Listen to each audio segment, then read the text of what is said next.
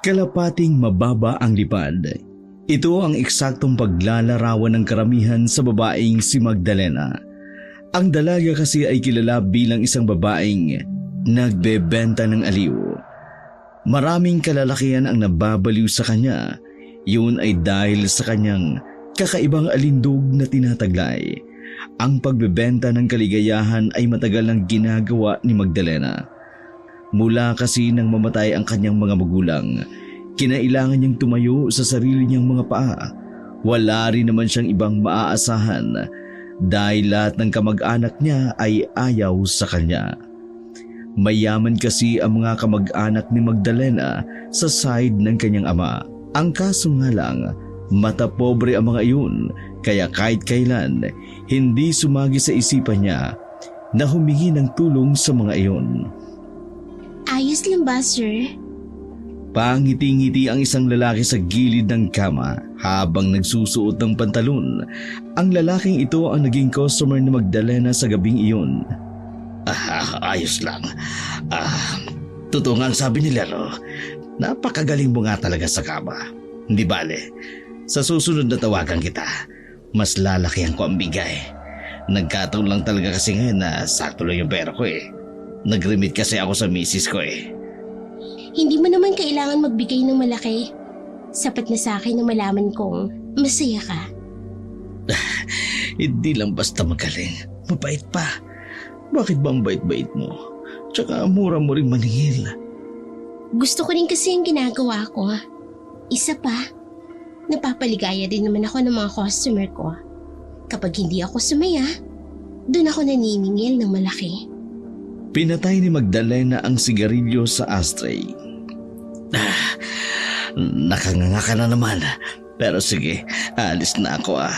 Kailangan ko munang umuwi sa amin. Baka hinahanap na ako eh. Ngumiti ng matamis ang dalaga. Paglabas ng lalaki sa pintuan, agad rin siyang bumangon at nagbihis. Masaya namang umuwi ng bahay ang dalaga. Dakong 12:00 na ng gabi nang lumabas ng motel si Magdalena. May mangilang-ilang lalaki nga ang gustong umarkila sa kanya. Kaso nga lang, wala na siya sa mood. Ayos lang siya sa paisa-isang lalaki kada gabi. Umuwi na siya sa kanilang apartment.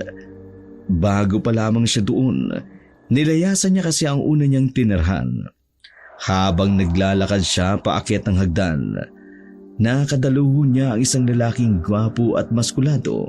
May balbas ito at hanging at talagang ahit na ahit dahil sa pagkakapantay. Sa isip ng dalaga, ganun ang tipo niyang lalaki. Napatitig sa kanya ang lalaki. Sinuri niya mula ulo hanggang paa. Bumalik ang tingin ng lalaki sa kanyang dibdib na halos luluha na. May problema ba? Nagulat naman si Magdalena nang magsalita ang lalaking yun. Toray na siswang lumawa lang syupa mo, aneng, namisong na mo Tila gumuho ang mundo ni Magdalena nung sandaling yun. Sobrang nadismaya siya. Isa palang bakla ang nasa harapan niya. Masyado siyang nalilang sa pagiging maskulado ng lalaki. Anong kailangan mo, sir? Sir talaga? Kaloka ka ha? Kita mo na malambot a kiss. Sir, pang calling mo sa akin. Hala, babae tuno. Sir ka pa rin, kasi pinanganak kang lalaki. Kung wala kang kailangan, aalis na ako. Gusto ko na magpahinga. Ay, wait song. Nabobonggan kasi ako sa beauty mo, girl. By the way, call me Mama Ru. Ako isang talent manager. Naghahanap kasi ako ng mga girlas na magaganda. Magkawant mo. Hindi ako interesado. Bongga ka, tay. Ikaw lang tumanggi, no? Pero okay lang. Kung ayaw mo, edi go. Etong calling card ko. Kapag nagbago ang mindsetting mo, call mo lang a guest, ha? Hanapin mo lang kami dito sa apartment, okay? Tinanggap na lamang ni Magdalena ang calling card bilang paggalang sa binabae. Napangiti na lamang si Magdalena sa tagal niya sa mundo. Yun ang pinakamahabang sandali na nakipag-usap siya sa isang bakla. Madalas kasi siyang naiirita noon sa mga ganon dahil maiingay. Kinaumagahan ng umaga, maingay sa kanilang apartment. Ang daming naririnig si Magdalena na nag-uusap ng malakas.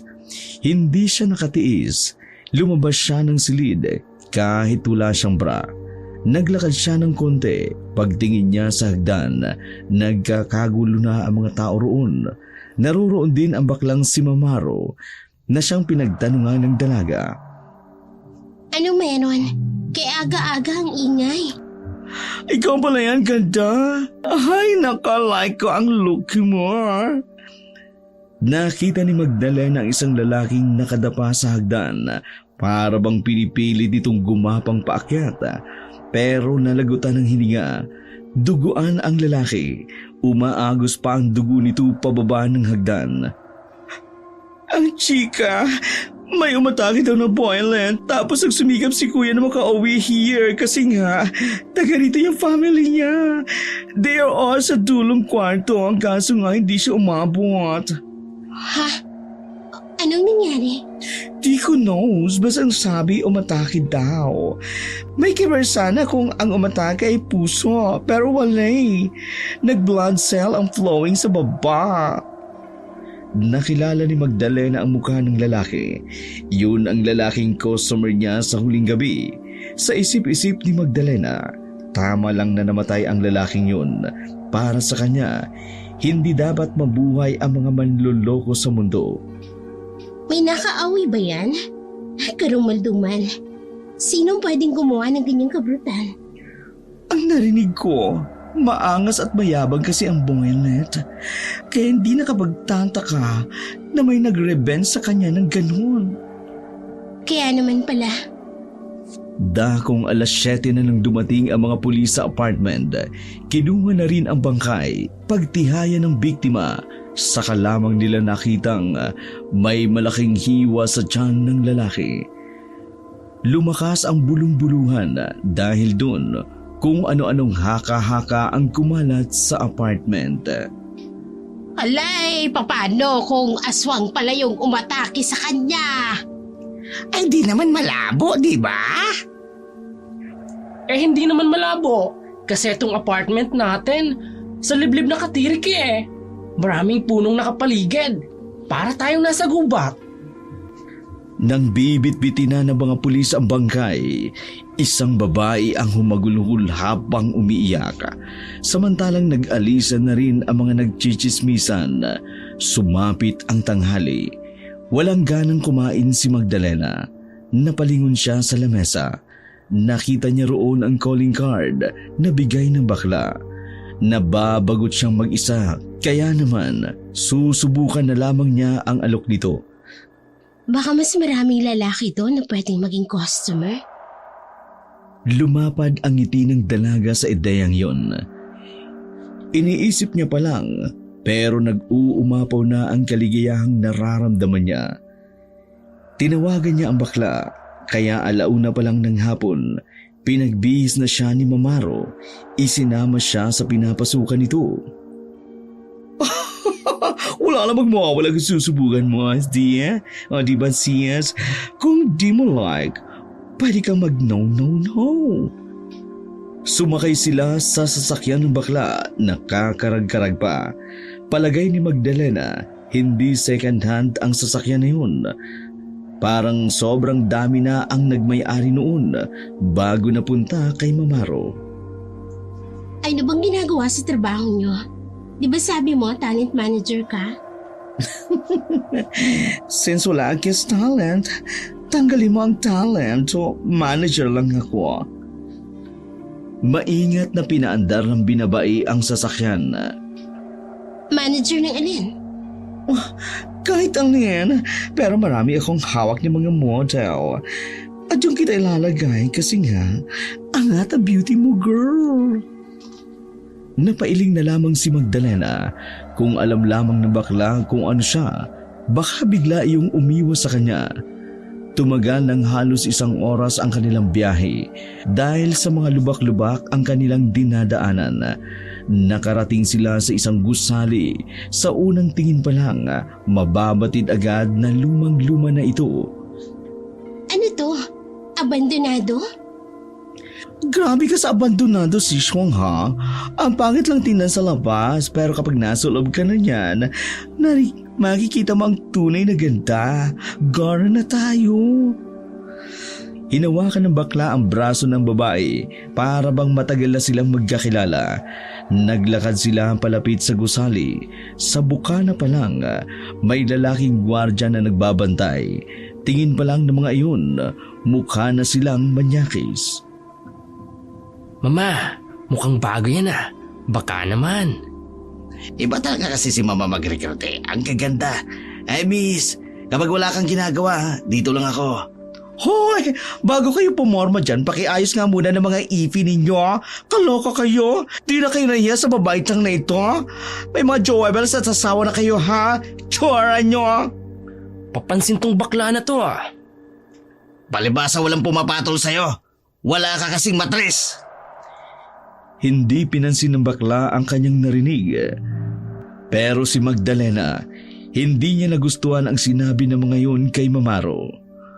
Si Shuang, mula ngayon ha, friend na tayo. Alam mo, kahit many more akong hinahandle na tao, wala akong friend na real. Pwede ba ikaw na lang? Kung ayaw mo, edi don't. Wala kang kaibigan?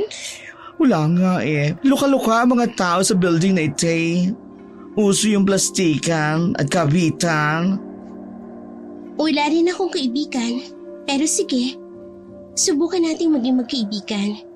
Ayoko lang na makulit. Bongalicious ang baklang lonely. May kaibigan ng girl. Lovely. Tara na, ipakikilala lang kita sa staff ko. Sa unang palapag pa lang ng gusali, may pinasugan silang isang opisina roon. Hindi yung tipikal na opisina na makikita sa syudad. Wala sa ayos ang opisina. Bulok na ang kesame. Puro bandal ang dingding at ang mga papel sa baba ay nagkalat. May isang parte pa ng dingding na puro larawan ng mga babaeng nakahubad. Isa-isang ipinakilala ni Mamaro ang kanyang mga kasama sa trabaho. Pero ang pumukaw sa atensyon ni Magdalena ay ang isang lalaking may hawak na kamera, si Jomar. Oh, yan ha. May brand yung model ng ating team.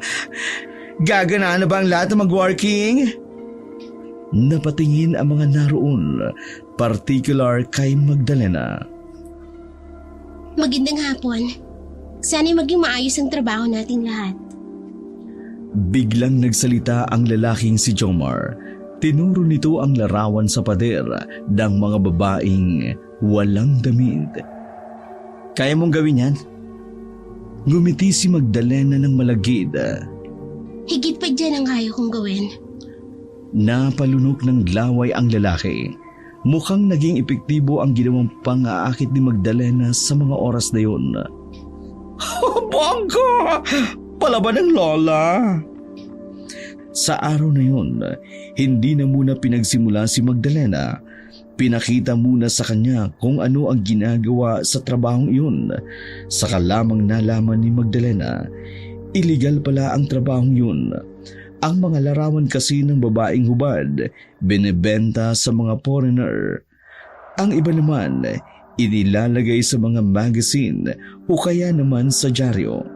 Habang nakaupo si Magdalena sa gilid, nanunood lamang siya kay Jomar habang kinukunan ng larawan ang isang babaeng nakahubad na may hawak ng ahas.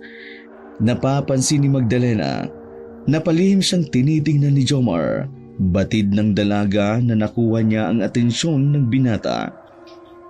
Sige lang, maakit ka lang sa akin. Sa oras na mahulog ka, makikilala kita at malalaman ko kung may itinatago ka ring bampaho.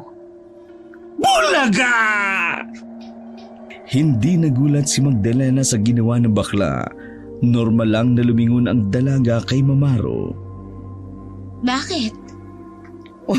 Kaimbiyarno ha? Hindi ka nagulat? Hindi nagulat ang maganda?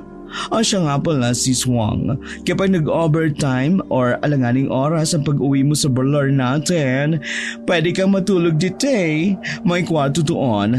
Dangerous kasing lumabas kapag ganitong gabi na. Ha? Alam mo na yung mga aswang. Sabi ng ibang department dito eh. May aswangit daw sa area na ite. Naniniwala ka sa aswang? Kunti lang. Kung makasight ako ng aswangit, edi true sila. Kapag wala, edi fake news. Totoo sila. Totoo? Paano mo na-say? Basta totoo sila. Kaya salamat sa pagpapaalala. Siguro nakasight ka na ng aswangit, no? Well, anyway, mamaya, mag-talk kayo ni Jomar kasi kayong dalawa ang magiging magkatrabaho, okay? Tumangulang si Magdalena bilang pagtugon. Dakong 6:00 na ng gabi dang matapos ang paghihintay ni Magdalena sa binatang si Jomar. Tapos na rin kasi ang binata sa kanyang ginagawa. Pwede ba tayo mag-usap? Naghintay ka ba ng matagal? Matagal ba yung ginawa mo? Oo, matagal. Yun ang sagot ko. Ha? Sa kantina lang tayo mag-usap sa baba. Gusto kitang masolo. Sabi ni Mama Ro, marami ka raw ipapaliwanag sa akin. Tama pa? Tama. Ganun nga. Naulan nang naglakad ang babaeng si Magdalena. Pagdating nila sa kantin, napansin ng babae ang 2 gwardya na nakausap nila sa bukana. Nakaupo ang 2 yun sa isang table na nasa gilid. 4 na lamesa lang ang distansya nila roon. Wala ring gaanong tao, kaya rinig ni Magdalena ang usapan ng 2. Hayaan mo lang sila, mga manyakas talaga yan. Halos lahat ng model namin, pinopormahan. Wala namang problema sa akin. Sanay naman ako sa ganyan. Magsimula na tayo. Interesado ako sa mga sasabihin mo. Ngumiti naman ng kakaiba ang dalaga. Sinadya nitong umanggulo kung saan. Lilitaw ang hiwa nito sa dibdib. Hindi ba sanay ka na sa mga nakahubad? Bakit parang hindi ka yata mapakali ngayon? Ha? Pinagsasabi mo? Sisimula na ako. Pinilit na lamang ng binata na simulan ang kanyang naisabihin. Marami siyang ipinaliwanag sa babae. Mga bagay na may kinalaman sa kanilang trabaho. Pati na rin ang pag-iingat. Lalo na't magandang babae si Magdalena. Tumagal lang naman ng halos 10 minuto ang mga sinabi ni Jomar. Pagkatapos itong magsalita, tumingin na rin iyon sa malayo. Ang bilis mo namang magsalita. Nagmamadali ka yata. Huwag kang kabahan. Bago lang ako dito. Bakit ka naman kasi ganyan? Inaakit mo ba ako? Inaakit? Hindi Ayusin mo ang sarili mo. Di porket pag-ubad ang magiging trabaho mo. Ganyan ka na. Maid kasi sa mata ng mga lalaki. Baka mamaya, sa kagaganyan mo, pati aswang maakit mo. Bakit? Aswang ka ba? Ako? Aswang? Ibang ka ba? Kahit kumain ako ng maraming bawang sa harapan mo, hindi ako masusunog. Alam mo, gusto ko ang pagkatao mo. Matanong ko lang, mabuti ka bang tao? Wala ka ng pakialam doon. Hindi ang katauhan ko ang dapat mong iniintindi, kundi ang katauhan mo. Kabago-bago mo lang ganyan ka lang umasta. Di porket kaibigan mo yung bakla na yun, presko ka na. Sige na, may gagawin pa ako. Tumayo ng bigla ang lalaki at naiwang nakangiti si Magdalena. Sa puntong yun, alam niya sa kanyang sarili na isa si Jomar sa kanyang bagong punteriya. Tatayo na sana si Magdalena nang lumapit sa kanya ang 2 gwardya. Malagkit ang mga ngiti ng mga ito. Kita pa ang nagsusungki ang mga ngipin. Hoy, Miss Ganda! Gusto niyo bang kainin ko kayo? Para mga tangang kinilig ang 2. Nagharutan pa ang mga iyon dahil sa sobrang tuwa. Mamaya, sundan niyo ako ha. Hindi ito libre, may bayad. Ang presyo, depende sa galing nyo. Tumayo si Magdalena at parang mga asong naglalaway naman ang dalawang nakatingin sa kanya. Pasado 9:00 na, nag-uwian ang ibang mga trabador sa gusaling yun. Pinahira naman ng dalaga ng pampapula ang kanyang mga labi. Napatingin sa kanya ang iba niyang mga kasama sa silid, waring nagtataka kung saan siya rarampa. Hoy siswang, uwian na. Baka may boylet kang kikitain sa outside ha? Sabay na tayo. Sasabay ka ba sa akes? Hindi na. May dadaanan pa kasi ako. Ginitaan ni Magdalena ang mga nasa opisina, partikular na ang lalaking si Jomar. Paglabas ng dalaga sa gusali, mabilis na sumunod sa kanya ang dalawang gwardya. Dinala ni Magdalena ang dalawa sa masukal na kagubatan. Walang kaide-ideya ang mga gwardya sa mangyayari. Basta ang alam lang ng mga ito. Sabay nilang lalapain ang babaeng si Magdalena. Huminto si Magdalena nang makalayo sila ng tuluyan sa gusali. Madilim sa kanilang kinalalagyan.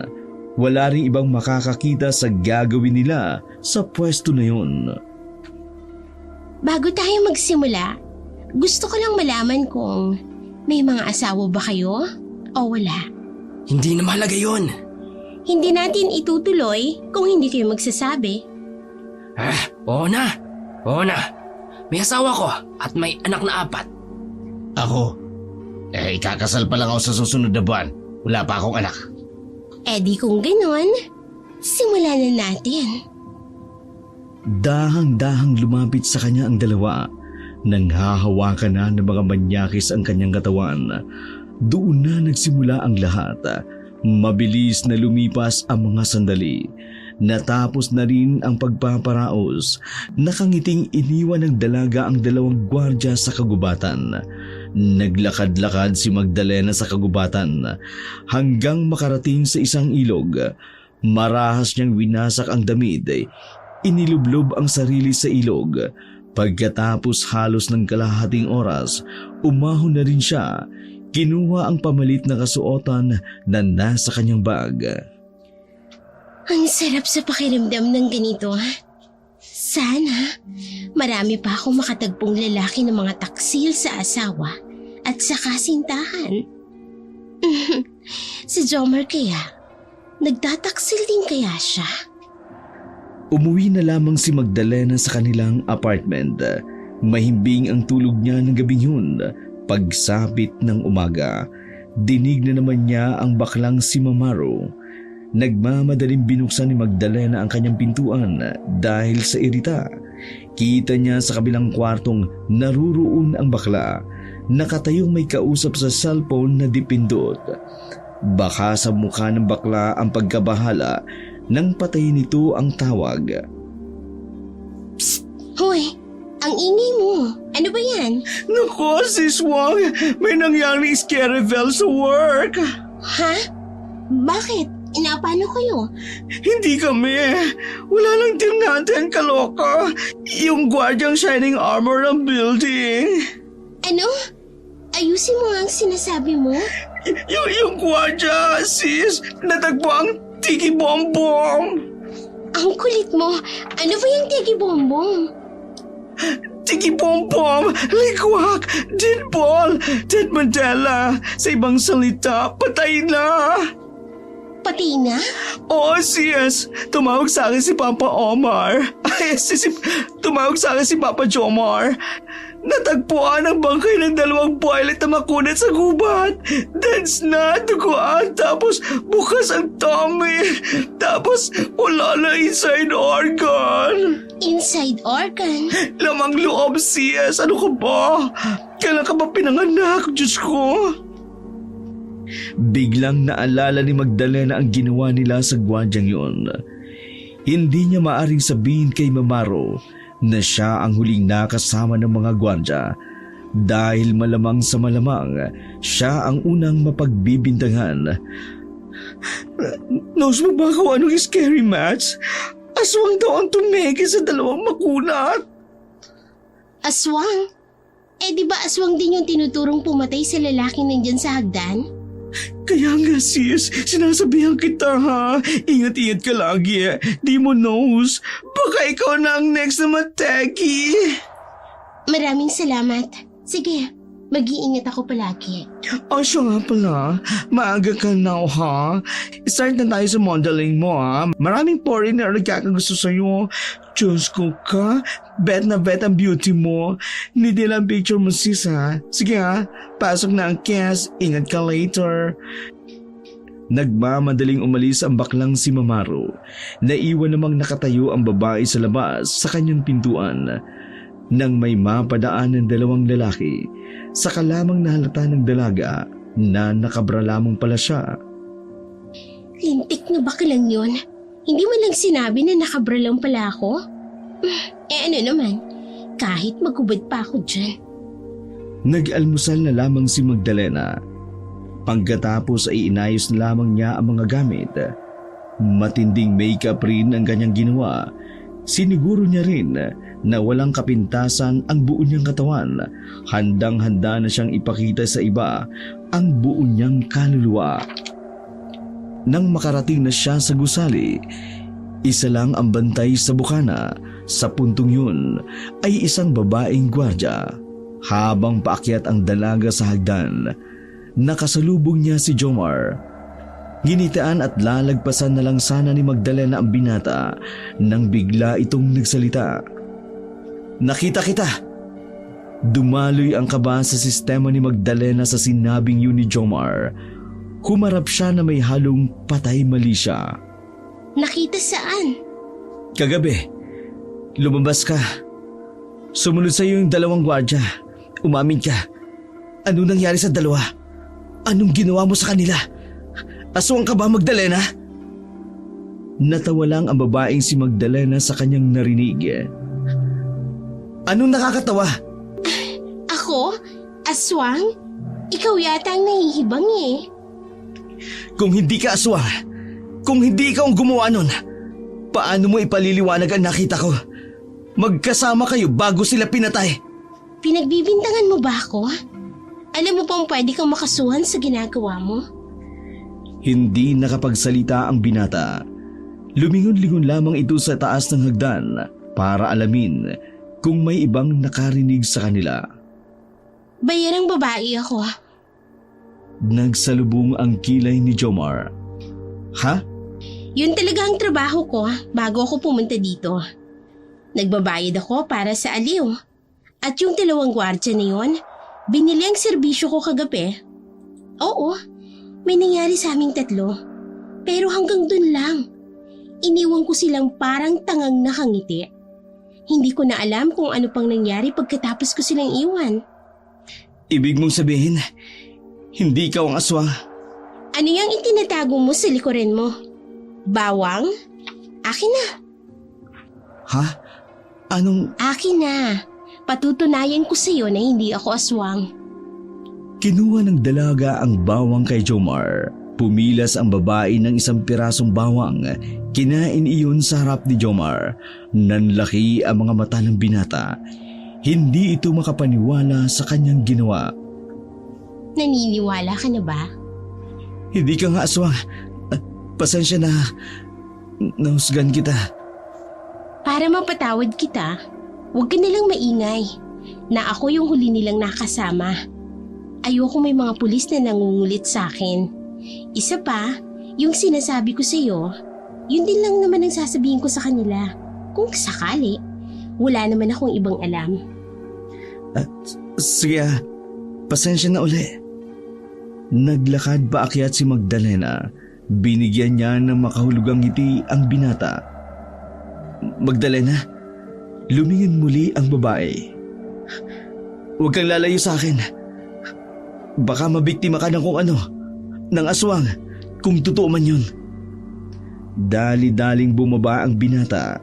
Napangiti na lamang si Magdalena. Yun ang unang pagkakataong may lalaking nagparamdam sa kanya ng pag-aalala. Sa buong buhay niya kasi, puro lalaking hayok sa laman ang nakakatagpo niya kahit kailan. Hindi pa siya nakaranas na maalagaan at itrato ng tama. Ang tingin na lamang sa kanya ng mga kalalakihan ay isang kasangkapan ng pagpaparaos. Pinupuko mo talaga ang atensyon ko. Malalaman ko rin kung ano ka. Mabilis na lumipas ang mga sandali. Sinimulan na rin nila ang pagkuha ng larawan. Kumpiyansado si Magdalena na ibalandra ang maganda niyang katawan, habang si Jomar naman tila naiilang sa dami ng babaeng nakita niyang nakahubad. Si Magdalena lang para sa kanya ang kakaiba. Kay Magdalena lang siya nahihiya at nakararamdam ng kaba sa bawat kilos at galaw ng babae habang nakaupo, napapalunok ng laway ang binata. Jomar, ayos ka lang ba? Akala ko ba sanay ka na sa ganitong trabaho? Nanginginig ang kamay mo. Napansin din iyon ng kanilang manager na si Mamaro. Ay, Diyos ko, Pamba G, ha? First time mo yata na mag-shake-shake. Tumuga ka ba ng maraming coffee? Ha? Palpitate yarn? Lumipas ang ilang araw. Naging regular na nga ang dalagang si Magdalena sa tratong iyon. Kung kani-kaninong lalaki na pupunta ang mga hubad niyang larawan, dahil doon malaki-laki nga ang kinita nila dahil sa kanya. Todo ang pagpapasalamat sa kanya ng baklang si Mamaru. Kung hindi dahil kay Magdalena, hindi sila makapagbabayad sa upa ng gusaling iyon. Baka matagal lang winasak ang kanilang estudyo. Sa loob ng isang buwan, naging malapit na rin sa isa't isa si Magdalena at Jomar.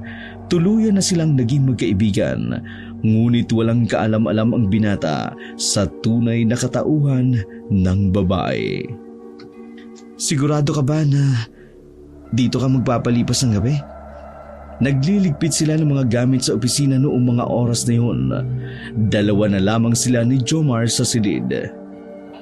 Oo, tinatamad na akong umuwi. Isa pa, may okasyon sa apartment ngayon.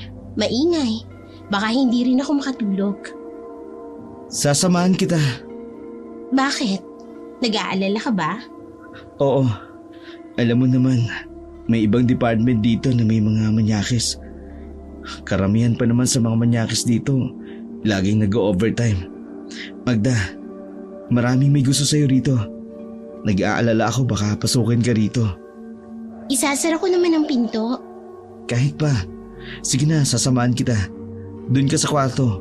Ako dito sa opisina. Bakit maghihiwalay tayo? Kung pwede namang magkasama. Ha? Huwag kang mag-alala.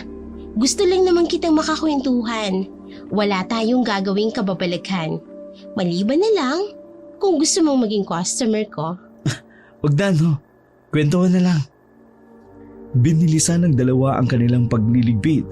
Mga bandang 11:00 na ng gabi nang pumunta sila sa silid. May double deck naman doon, kaya si Jomar ang nasa taas, habang si Magdalena naman ay nasa baba. Isang buwan na tayo magkakilala, pero wala ka pang sinasabi tungkol sa buhay mo. Wala ka bang asawa o kasintahan? Meron akong kasintahan, kaso wala na eh. Sumama sa iba. Niloko ka? Oo.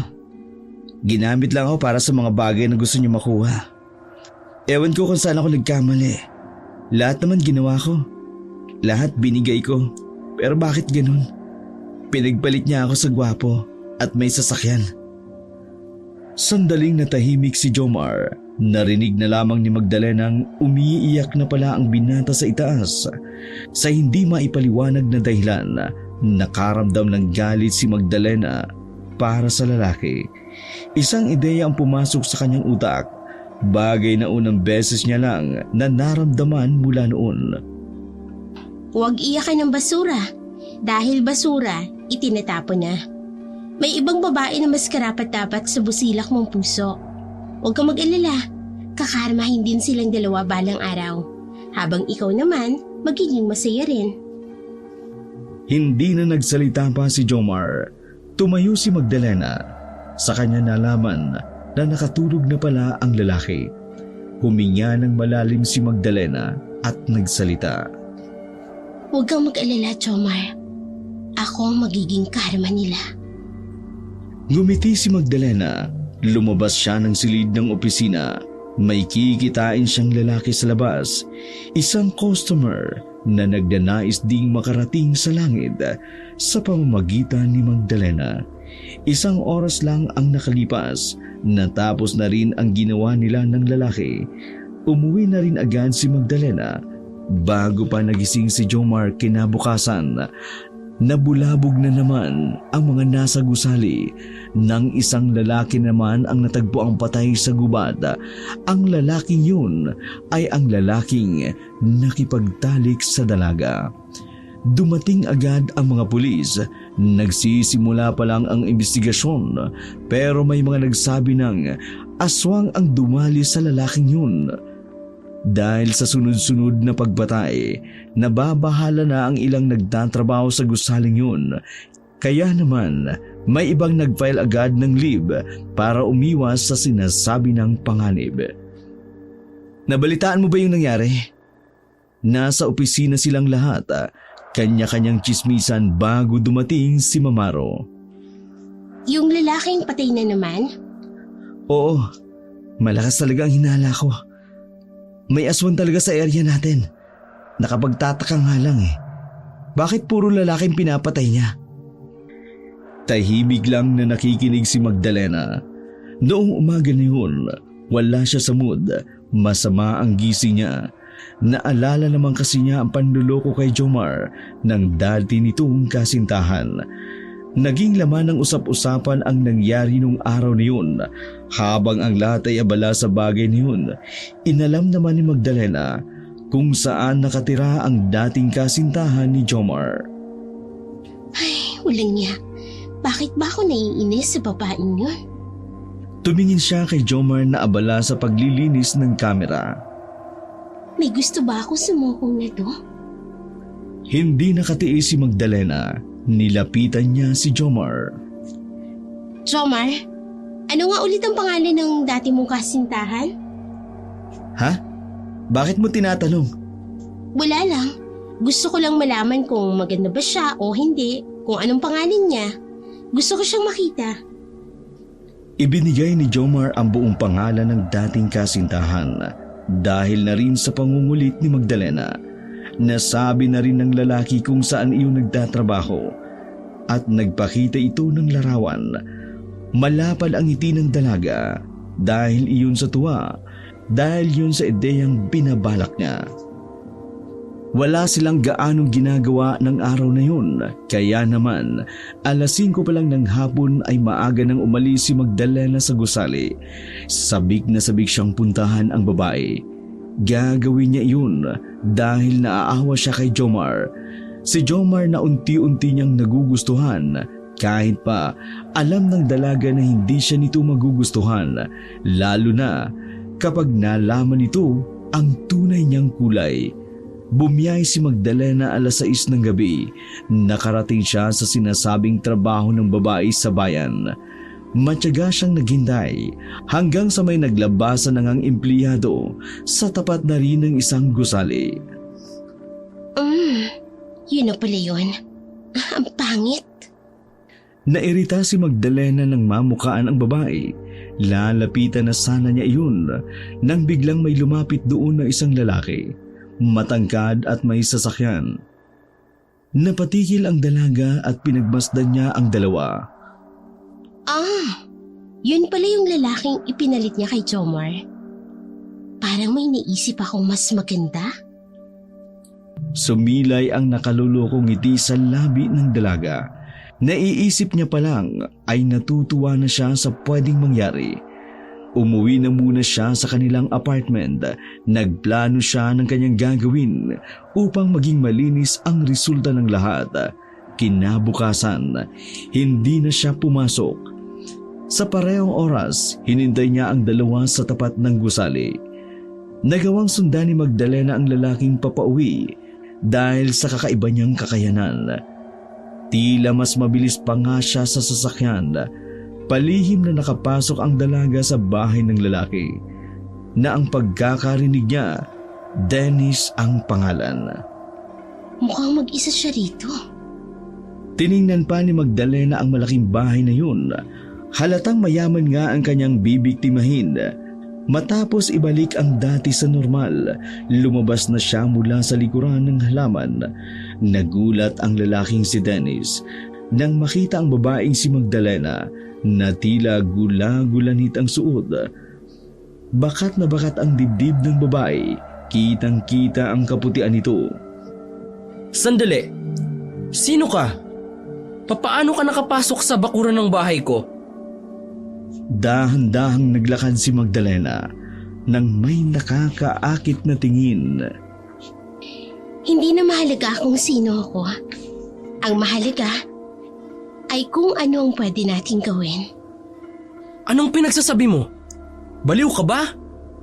Nagulat na lamang ang lalaking si Dennis nang alisin ni Magdalena ang kanyang itaas. Nang laki ang mga mata ni Dennis habang nakatingin sa dalawang bundok ni Magdalena. Sabihin mo muna sa akin, may asawa ka na ba? May kasintahan ka bang maaaring magalit kapag ginawa natin ito? Parang asong nauulol ang lalaki sa mga sandaling yun. Kakaiba rin ang ngiti nito. Lumabas ang tunay nitong kulay. Asawa? Kasintahan? Wala akong ganun. Teka, anghel ka ba? Bakit? Anong meron? Bakit nandito ka? Hindi ako anghel, pero nandito ako para paligayahin ka. Pero hindi ko sigurado kung ikaw ba'y walang sabit. Sigurado ka bang wala kang asawa o kasintahan? Dahan-dahang inalis ni Magdalena ang kanyang pang-ibaba. Kitang-kita ang buo nitong katawan.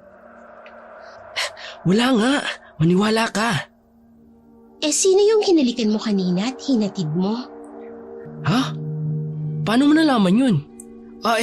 Wala yun. Hindi ko naman mahal yun. Pampalipas oras ko lang yun. Para o san ba? Nag-aalab ang galit sa kalooban ni Magdalena. Ang pinakaayaw niya sa mga lalaking manloloko. Hindi siya makapaniwala na ang dating kasindahan ni Jomar, basura din pala ang ipinalid. Halika! Pasok tayo sa loob! Doon tayo! Nang magkatikiman na tayo! Hindi ka ba magtataka kung sino ako? Bakit pa? Nandito ka na! May sinira kang relasyon. Ikaw ang pinili ng babaeng yon.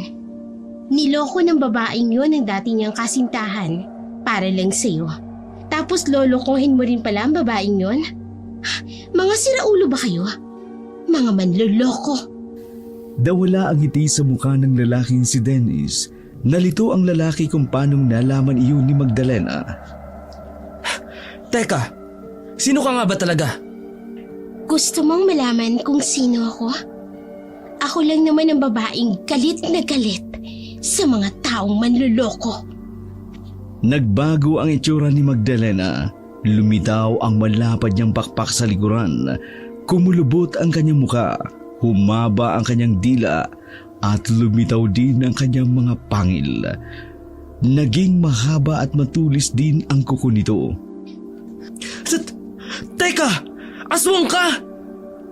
Tatakbo na sana ang lalaking si Dennis nang habulin iyon ni Magdalena. Walang kalaban-laban ang lalaki. Sobrang daling pinaslang ni Magdalena ang lalaki.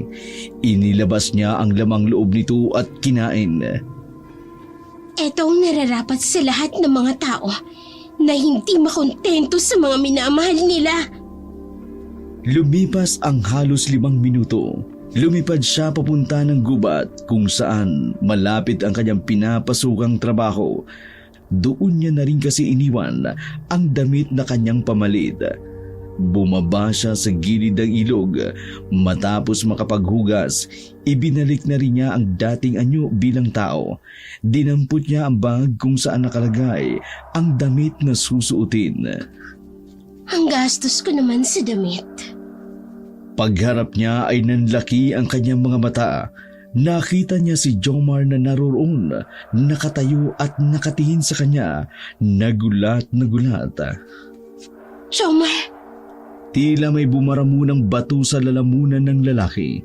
Wala itong nasabi noong una. anong nakita mo? Lalapit sana ang dalaga, ngunit biglang dumampot ng kahoy ang lalaki. Huwag kang lalapit! Diyan ka lang! Jomar, Sinabi na huwag kang lalapit! Aswang ka! Huminto ang babae. Batid niya sa sarili niya na hindi niya yun malulusutan pa. Yung kinukwento ni Mamaro na lalaking duguan sa hagdanan ng apartment niyo. Yung dalawang gwardya. Yung lalaki nitong nakaraan. Sabihin mo nga, ikaw ang pumatay sa kanilang lahat! Nakayuko na lamang ang babaeng si Magdalena. Hindi maunawaan ni Magdalena ang kanyang sarili. Parang nanghina siya sa harapan ni Jomar na wala ang kanyang angas bilang aswang. Magsalita ka! Ikaw ang pumatay sa lahat ng mga yun! oo. Ako ang pumatay sa kanilang lahat. Oo, isa akong aswang. Pinatay ko silang lahat. Kinain ko ang lamang loob nilang lahat. Bakit mo yung ginawa? Hindi mo ba alam? Masama ang pumatay ng tao! Masama rin silang tao. Niloloko nila ang mga asawa at kasintahan nila para sa pansamantalang kaligayahan. Wala silang karapatang mabuhay sa mundong ito. Hindi ka Diyos para ilagay sa kamay mo ang kapalaran ng isang tao! At sino ang Diyos? Ha? Sino? Walang Diyos, Jomar. Wala. Meron! Akala mo lang wala! Pero meron! Kung may Diyos, bakit ako nagkaganito? Bakit hinayaan niyang magdusa ako sa sumpang ito na wala naman akong kinalaman? Bakit? May Diyos, Magda! May Diyos! Sadyang bulag ka lang sa katotohanan. Pinili mo lang na maging masama. Hindi ko piniling maging masama. Kapalaran ang nagtulak sa akin para maging ganito. Ang pagiging malupit ng mga tao ang siyang nagtulak sa akin na maging ganito. Wala kang alam. Dahil kahit kailan, hindi mo pinagdaanan kung paano babuyin ng paulit-ulit. Oo, wala akong alam kung sino ka. Kaya ngayon ko lang nalaman na aswang ka. Di ba? Pumapatay ka ng tao. Nang manlulokong tao. Manluloko ka rin naman ah. Pinaniwala mo ko na tao ka. Pero halimo ka pala. Bakit? Balak mo rin bang patayin ako? Bakit? Manluloko ka rin bang gaya ng dati mong kasintahan na si Claire? Pati na rin si Dennis. Paano mo nakilala si Dennis? Teka, niloko niya si Claire? Hindi mo alam kasi tanga ka. Hinayaan mo lang na agawin sa'yo yung taong yon. Hindi mo alam na basura din ang ipinalit sa'yo. Niloko ni Dennis si Claire? Bakit mo alam yun? Simple lang. Sinubo ko ang karupukan niya. Nakakita lang ng dede. Biglang kinalimutan niya lahat. Biglang kinalimutan niya agad ang dati mong kasintahan na niloko sa'yo. Tapos, Tapos ano? Pinatay mo si Dennis? oo, huwag kang mag-alala. Hindi ko tinama yung babae. Dahil hindi ako pumapatay ng babae. Lalaki lang. Napakawalang hiya mo!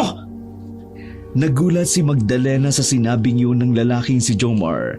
Sa unang pagkakataon, nakaramdam siya ng sakit mula sa salita ng isang taong mahalaga sa kanya. Alam mo ba kung bakit ko ginawa yun? Bakit ang dali-dali sa'yo na kunin ang buhay ng kahit na sino? Bakit? Dahil ba aswang ka? Malakas ka? At mas nakalalamang ka sa tao? Ganun ba? Alam mo ba kung bakit ko ginawa yun? Bumuga ng malakas na hangin ang dalaga. Ginawa ko yun para sa'yo. Dahil galit ako sa mga taong nananakit sa taong mahal ko. Ano? Mahal mo? Sa loob ng maraming taon, ngayon na lang ulit ako gumawa ng isang kasalanan para sa isang lalaki. Kahit hindi pa tayo gaanong matagal na magkakilala, natutunan ko muling magmahal Naramdaman ko ulit na itrato ako na parang isang tao, na isang babaeng mahalaga. Pinaramdam mo sa akin na hindi ako basura, kagaya ng tingin sa akin ng ibang kalalakihan. Pansamantala kong kinalimutan kung ano ko. Na isa akong aswang, na isa akong halimaw. Kaya ginawa ko yun dahil mahal kita. Huwag mo akong mahalin. Kung gagawa ka rin lang naman na masama. Ayoko sa mga taong bayolente at mamamatay tao. Mali! Ayoko sa mga aswang na nagpapanggap na tao at pumapatay ng tao. Tumawa ng mahina si Magdalena, ngunit bakas ang sakit sa tinig nito. Eh di tama pala ang iniisip ko. Na lahat ng tao, lahat ng lalaki pare-pareho lang. Tatanggapin nyo lang kung anong sa tingin nyong papabor sa gusto nyo. Ikaw nasa katayuan ko, Magda. Tatanggapin mo rin ba ang isang lalaking pumapatay ng tao? Sa tingin mo, kaya mong mabuhay ng habang buhay kang lulukuhin ng lalaking kasama mo na may malaking kasalanan? Isipin mo ako! Gamitin mo ang utak mo bilang tao. Kung meron pang natitira, o baka puro utak na ng aswang ang meron ka. Tuluyan ang natalo sa debate ang dalagang si Magdalena. Lumabas ang kanyang kalambutan. Hindi niya na namalayan. Pumatak na pala ang luha sa kanyang mga mata. Magmula ngayon, huwag mo na akong kakausapin. Magre-resign na ako. Ayoko nang makita ka. Natatakot ako sa'yo. Naglakad ang lalaki palayo. Naiwang nakatayo roon si Magdalena. Masikip ang kanyang dibdib. Hindi makapaniwala sa unang pagkakataon. Matapos ang ilang taon, ang lalaking minahal niya ay tuluyan na siyang tinalikuran. Umupo na lamang si Magdalena sa gilid. Sunod-sunod ang pagbatak ng kanyang luha.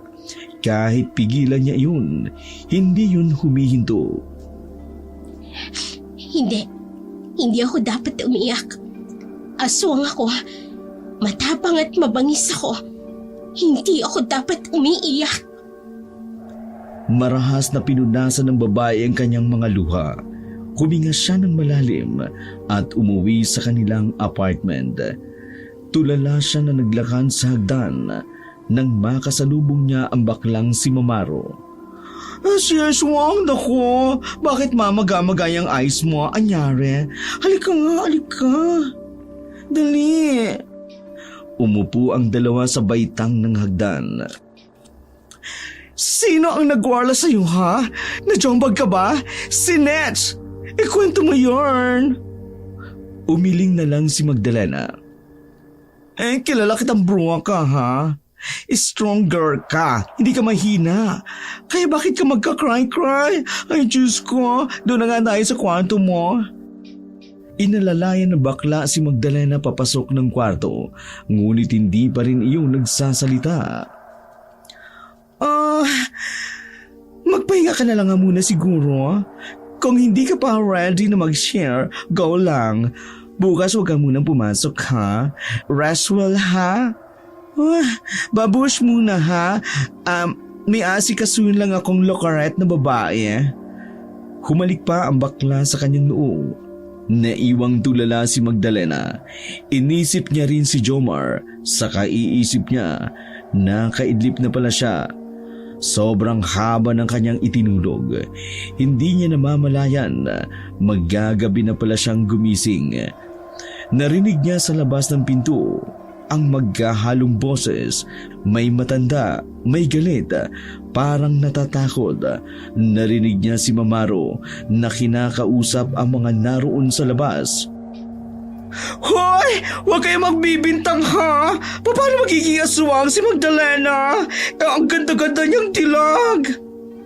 Sir, sigurado po ako na yung babaeng nasa loob ang nakita ko sa gubat. Siya yon! May pakpak pa nga eh! Aswang ang babaeng yun na nasa loob, sir! Kapag kayo, ha? Kapag kwentong barbero lang yan, kakasuhan ko kayo. Kawawa naman ang babaeng inaakasuhan nyo. Naka! Hindi ba kayo? Hindi totoo ang aswang? Aray! Nakaramdam na lang si Magdalena na pilit na binubuksan ang pintuan niya. Hindi niya alam kung paanong may nakaalam ng sekreto niya. Kaya naman, bago pa mahuli si Magdalena ng taong bayan, tumalo na siya sa bintana. Meron ngang nakakita sa kanya, pero mabilis lang din siyang gumapang paalis. Kabado at takot na takot si Magdalena sa nagngangalit na mga tao. Ang dating mabangis at matapang na aswang ay tila nawala na. Tiklop si Magdalena sa isip-isip niya. Marahil pinahina siya ng pag-ibig. Nasa gilid ng kalsada si Magdalena habang tumatakbo. Nang may biglang humintong sasakyan sa gilid niya, bumaba ang salamin at bumungad sa kanya si Jomar. "Sakay!" Gulat na gulat si Magdalena. Hindi na. Lilipad na lang ako. Sinubukan ni Magdalena palabasin ang pakpak niya, ngunit dahil sa bigat ng kanyang kalooban, hindi niya yun magawa. "Kulit mo, aswang ka! Sakay na nga!" Nagmamadaling pumasok ang dalaga sa loob ng sasakyan. Mabuti na lamang at nakasakay siya. Sakto kasing dumating ang mga kalalakihan na handang pumatay ng aswang. May mga dalang itak o kung ano-ano pang pamalo. Maingat na pinaandar ni Jomar ang sasakyan. Tahimik lang ang dalawa na tila nagpapakiramdaman. Nang makalayo na sila, si Jomar ang unang nagsalita. "Nung nakita kita kagabi sa gubat, hindi ko na malayan. Nasundan pala ako ni Robert. Nakita niya rin eh. Siya ang nagsabi sa mga tao sa apartment niyo na aswang ka." Pasensya ka na. Alam ko na pati ikaw madadamay sa nangyari. Kasalanan ko ang lahat. "Huwag kang magpaawa. Walang magagawa yan. Ang maigi pa, mag-isip ka na lang ng paraan kung paano ka magiging ligtas." Bakit mo ba ginagawa ito? Akala ko ba ayaw mo na sa akin? Kinabig muna ng binata ang manibela saka sumagot. "Ako ang dahilan kung bakit nalaman ng mga taong sekreto mo. Yun ang dahilan kung bakit kita tinutulungan ngayon." Dapat hinayaan mo na lang ako. "Di pwede. May dapat ka pang itama." Nanahimik na lamang si Magdalena. Wala siyang ideya kung saan sila pupunta. Nang mapatingin si Magdalena sa labas, natanaw niya ang istasyon ng mga pulis. Sinasabi ko na nga ba? Isusuplong mo na ako. "Kumalma ka nga. Sira ulo ka ba? Dadaan lang tayo. Wala namang ibang daan eh." Tila napahiya ang babae kaya nanahimik na lamang uli. Habang nasa biyahe, nakita na lamang nila na parang may sumusunod sa kanila. Malakas ang pakiramdam ni Magdalena, kaya alam na alam niya iyon. May nakakita yata na sumakay ako sa'yo. Madadami ka pa. Bababa na lang ako. Itigil mo ang sasakyan. "Huwag ka mataranta. Magpatay mali siya lang tayo. Kapag yung sasakyan nasa likod, hindi rin mawala. Gagawa ako ng paraan." Ang kulit mo. Kaya ko naman ang sarili ko. Ayokong pati ikaw mamatay. "Pasensya ka na sa mga nasabi ko." Ngayon ka pa talaga magsasorry. Kung kailan may nakasunod na sa atin. Pwede ba asikasuhin mo muna yun? Iniliko ni Jomar ang sasakyan at ipinasok sa kagubatan. "Kailangan natin silang iligaw. Baba!" Dali-dali silang bumaba. Natanaw din nilang bumaba ang mga nasa sasakyan. Nagulat na lamang sila nang makitang huminto rin ang nakasunod sa kanila. May mga bumabang lalaki na may mga dalang mahahabang baril. Patayin niyo agad yung aswang na yan kapag nakita niyo, ha? Ha? Pinatay niya yung bayo ko! "Bilis mo namang tumakbo!" Ang bagal mo rin kasi. Ipapasin na nga kita. "Hoy!" Bigla na lamang binuhat ni Magdalena ang lalaking si Jomar. Parang hindi malang nahirapan ang babae. Saka lamang naalala ni Jomar na aswang nga pala si Magdalena. Kaya di hamak na iba ang lakas ng dalaga kumpara sa kanya. "Nasaan ang pakpak mo? Lumipad na lang tayo!" Hindi ko maibuka. "Bakit?" Ewan ko.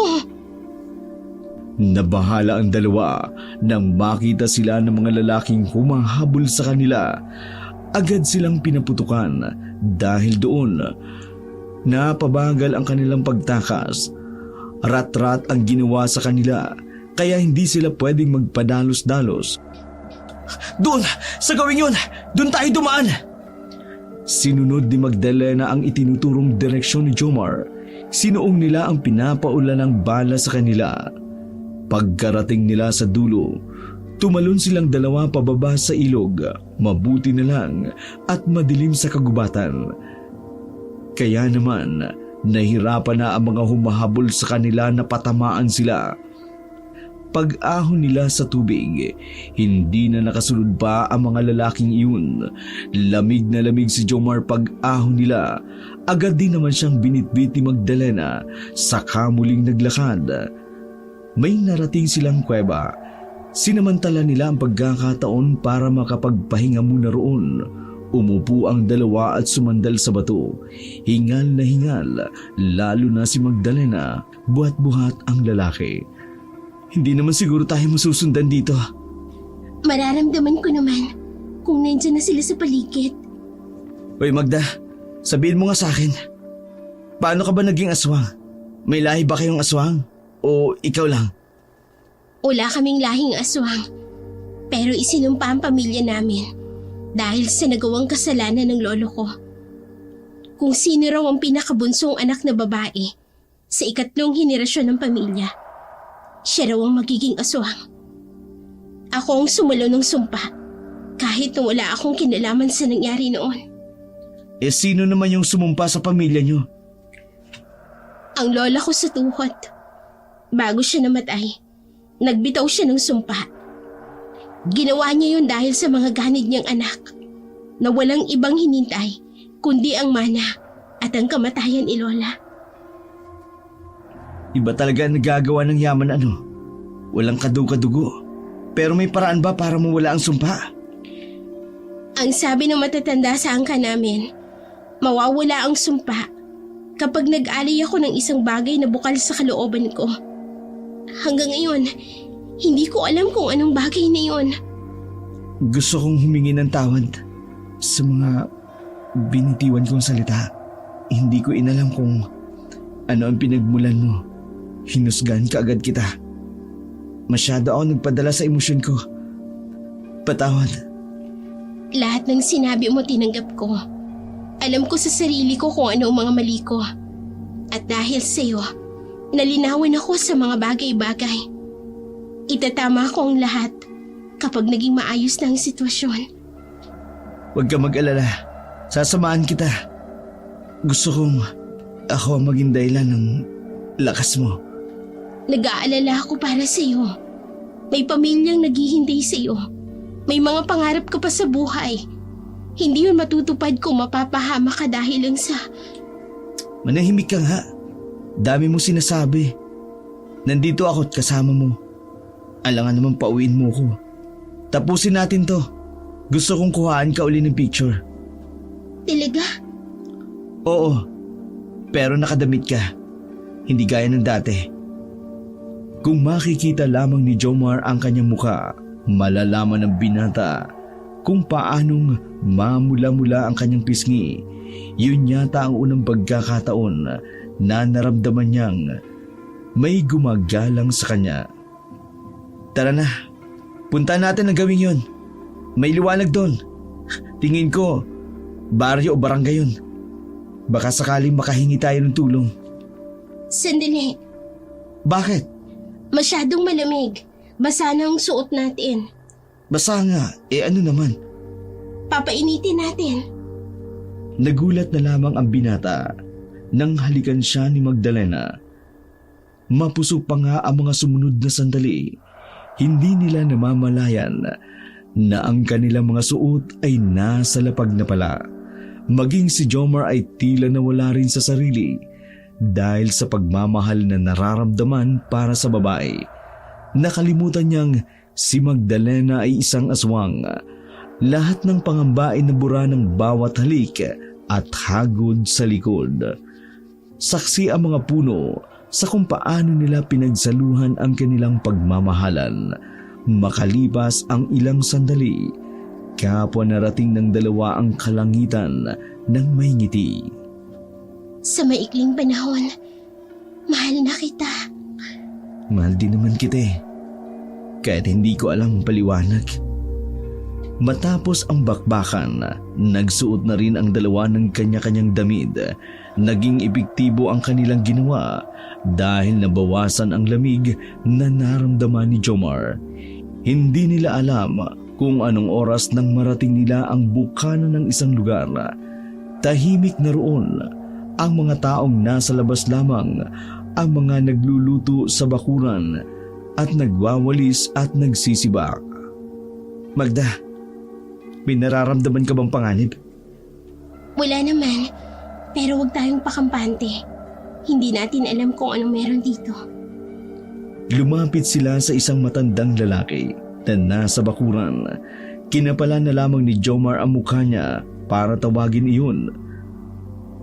Magandang gabi ho, Tay.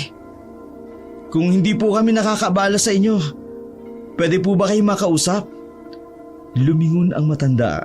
Dala ang malaking lambara at lumapit iyon sa kanila. Sino kayo? At anong kailangan ninyo? Ay, gabing-gabi na! Tay, mag-asawa po kaming dalawa. Naligo lang po kami sa ilog nang bigla pong lumakas ang agos ng ilog sa tubig. Tinangay ho kami. Buti na lang ho, narating namin ang lugar na to.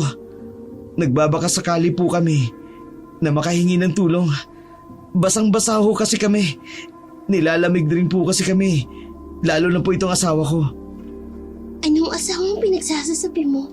Imbento ka, ha? Sakyan mo na lang. Ito naman. Ganun ba? Nakakawawa naman pala kayo. Sige, pasok kayo, dali. Kaso maliit lang ang bahay ko. May damit ako dyan pamalit. Ay, sa asawa mo, pairamin ko na lang siya ng bestida ng asawa kong patay na. Ayos lang ba? Natuwa naman si Jomar sa agarang pagtulong ng matanda. Maging si Magdalena, hindi rin makapaniwala na may tao palang ganun kabuti. Pumasok ang dalawa sa bahay ng matanda na nagpakilalang Mang Yoyong. Kinuha ng matanda ang pamalit nila. Kaya nakapagbi sila kaagad. Tinimplan sila ng matanda ng kape para kahit paano mainitan ang kanilang tiyan. Ay, sino ba kasing humahabol sa inyo? At mukhang may tinatakasan kayo. Nagkatinginan ang dalawa sa sinabi ng matanda. Pareho silang kinabahan. Ano pong sinasabi ninyo? Iha, albularyo ako. Sa narinig na iyon ni Magdalena, napatayo siya sa kanyang kinauupuan. Nangangamba ang mukha niyang napatingin sa matanda. Alam mo kung ano ako? Oo, ay unang kita ko pa lang sa iyo. Alam ko na agad. Pero huwag ka mag-alala. Wala naman akong balak na saktang ka, Iha. Sandali lang ho. Hindi ho masamang Kalma, iho. Wala akong gagawin. Ramdam ko naman na hindi masama ang babaeng kasama mo. Marahil, tumakas kayo sa taong bayanan eh. Ganun nga ho. Bawal na pag-ibig pala sa lahat. Ganun pala ang tema ninyo, no? Totoo bang hindi mo sasaktan ng asawa ko? Di ba ang mga albularyo pumapatay ng aswang? Ganon ang mga naririnig ko sa matatanda. Hindi ako pumapatay ng aswang. Wala naman akong kakayanan eh. Mahina ako. At isa pa, hindi ko kayo ahadlangan. Kaso nga lang, bakit dito kayo pumunta? Ang baryong ito, pugad ng mga albularyo. Anumang oras malalaman nilang may aswang dito. Nag-init ang mukha ni Magdalena sa kanilang narinig. Albularyo kasi ang pinakaiiwasan niya sa buong buhay niya. Albularyo lang din kasi ang may kakayang paslangin siya nang walang kahirap-hirap. Doon sa likod! Dumaan kayo doon! Umalis na kayo ngayon din bago pa kayo mahuli dito! Naudlot ang sasabihin ng matanda. nang makarinig sila ng mga boses. Pagsilip nila, nakita ni Magdalena at Jomar ang mga armadong lalaki na humahabol sa kanila. Tay, sila ho yung humahabol sa amin. Sige na, umalis na kayo bago pa mahuli ang lahat. Nagmamadaling dumaan sa likuran ang dalawa. Kaso sa kasamaang palad, umikot na pala ang isang lalaki. Binaril sila, ngunit hindi sila tinamaan. Napasigaw ang lalaking may aswang dahil doon nabulabog ang mga tao. Naglabasan ang ibang albularyo sa bawat kabahayan. Nakitang tumatakas si Magdalena at Jomar, kaya naman walang pagdadalawang isip na hinabol sila ng mga taga roon. Malas, kahit saan tayo pumunta, may mga paepal. Mahigpit ang hawak ni Jomar sa kamay ng babae. Mas nababahala sila nang makitang may mga hawak na pana ang makahumahabol sa kanila. Bukod pa roon, may 4 na lalaking nagpaulan din ng bala. Jomar, mauna ka na. Manahimik ka nga. Gagayahin mo lang yung mga bayani sa pelikula eh. Hinila ni Jomar si Magdalena, kaya wala na itong nagawa. Narating nila ang kalsada. Medyo maliwanag na sa parting yun dahil sa kabilugan ng buwan. Nagpalit na rin ang anyo si Magdalena ng mga sandaling yun. Handa na sana siya sa laban sa mga tao. Kaso nga lang, nakita niyang tatamaan ng palaso ang binatang si Jomar. Kaya naman, dali-dali niyang sinalag ang palaso. Tumama iyon sa balikat ng babae. Kasabay nito ang paglabas ng pakpak ng babae sa kanyang likuran. Hindi na ininda pa ni Magdalena ang kanyang tama. Hinagit niya si Jomar sa kapilit niyang inilipad ang lalaki palayo. Wala nang nagawa ang mga tao. Kahit pa magpaulan sila ng palaso at bala, tuluyan nang nakatakas ang dalawa. Bumaba na rin sila nang sumapit ang umaga. Nanghina na si Magdalena sa mga sandaling yun. Kahit wala na ang palaso na nakatarak sa kanya, ramdam niya na may kumalat sa kanyang katawan. Hindi ko na kayang lumipad. Umaga na. Sumundal ang babae. Nakita mismo ni Jomar ang unti-unting pagkawalan ng kanyang mga pakpak. Ayos ka lang ba? Anong klaseng tanong yan? Jomar, may laso ng palaso na tumarak sa akin. Kumakalat na siya sa katawan ko. Otomatikong tumulo ang luha ni Jomar ng mga sandaling yun. Alam niya kung ano ang susunod na mangyayari. Hindi na ako magtatagal, Jomar. Huwag mong sabihin yan. Magsasama tayo. Hindi ka mamamatay.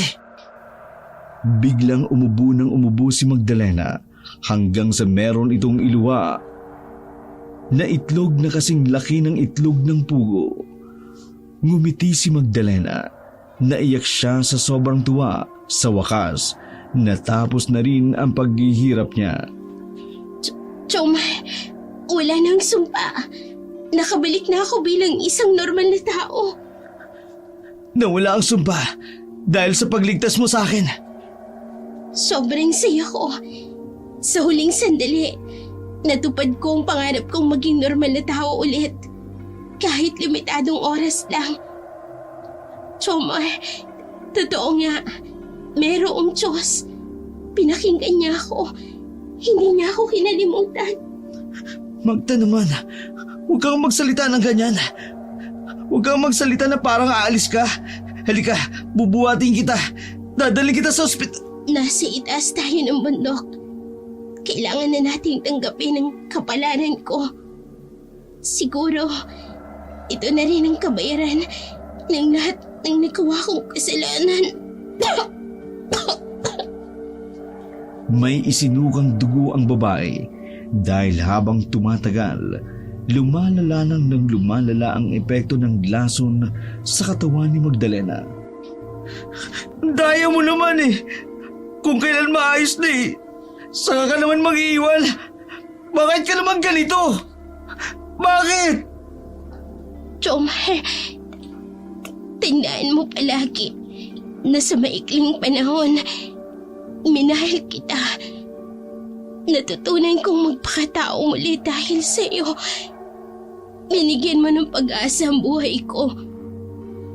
Patawarin mo ako kasi hindi mo na ako makakasamang harapin ng mga susunod na araw at Mas dumami ang isinukang dugo ng babae. Nagsimula na ring mamanhid ang parte ng katawan nito. Maging ang mga labi at ilalim ng mga mata ay nangingitim na rin.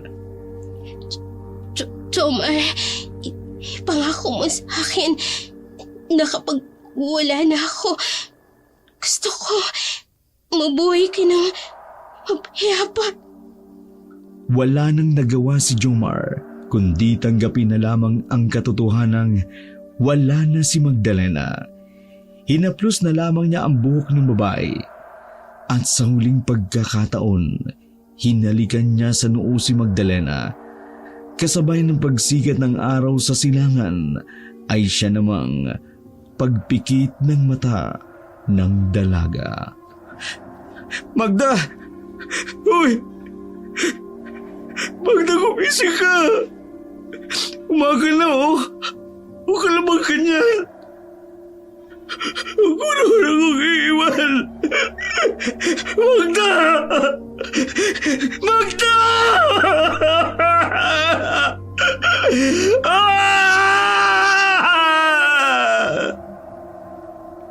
Ngunit kahit anong gawin ni Jomar na pag-uga sa babae, hindi na ito muling dumilat pa.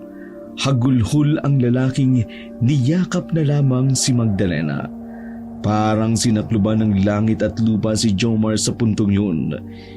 Pero pinilit niya pa rin na maging matatag. Sa mismong bundok na yun, naghukay ang lalaki para doon na lamang ilibing si Magdalena. Dahil kahit mahaba man ang lipad ng Magda na nakilala niyo noon, nais niyang maging mataas pa rin ang kinalalagyan ng hantungan nito.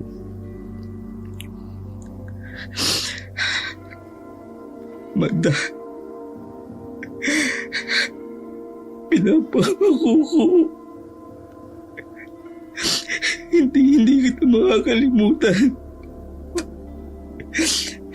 Mahal kita. Ngayon, habang buhay. Makalipas ang isang buwan. Naku, Papa G! Ako na nag-ayos ang iwang mga gamit ni Sis Huang. Eto, tingnan mo ha, ang box na ito eh. Mukhang may laman for you. Inabot ng bakla ang isang kahon.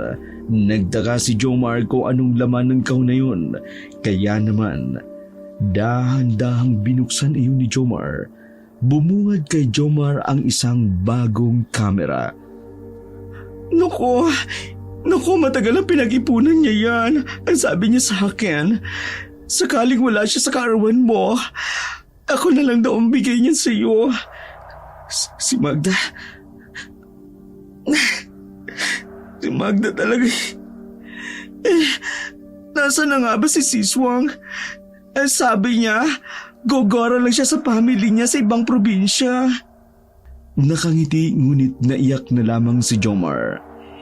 Hindi inakala ni Jomar na ang isang aswang na katulad ni Magdalena ay mag-iiwan ng marka sa kanyang puso't isipan na wala naman si Magdalena, ngunit habang buhay itong mananatili sa kalooban ni Jomar.